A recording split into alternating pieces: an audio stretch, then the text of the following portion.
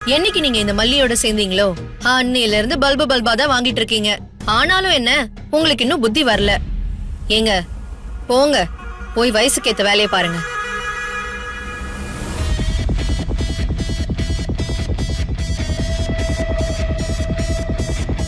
என்ன மல்லி நடக்குது? என்னால கொஞ்சம் கூட நம்பவே முடியல. தெளிவாதான் இருக்கான்னு எனக்கு 100% தெரியுது. அது உனக்கும் தெரியுது. ஆனா டாக்டர் மாத்தி டாக்டர் அவளுக்கு அம்னீஷியா இருக்குன்னு சொல்றாங்க. அதான் எனக்கு ஒண்ணும் புரியலன்னு.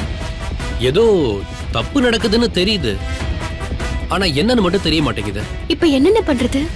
மல்லி, பரமபதத்துல பெரிய பாம்பு கொத்தி கட்டத்துக்கு வெளியே வந்துருவோம் பாரு. அப்படிதான் நாம 2 பேரும் இப்ப நிக்கிறோம். அந்த ரேணுகா ரொம்ப சாமர்த்தியமா ஏதோ பண்ணி தப்பிச்சுக்கிட்டே இருக்கா. நாம பயந்து பின்வாங்கிடக்கூடாது. இன்னும் நமக்கு தெளிவான ஆதாரம் கிடைக்கிற வரைக்கும் கொஞ்சம் அடக்கி வாசிப்போம் மல்லி.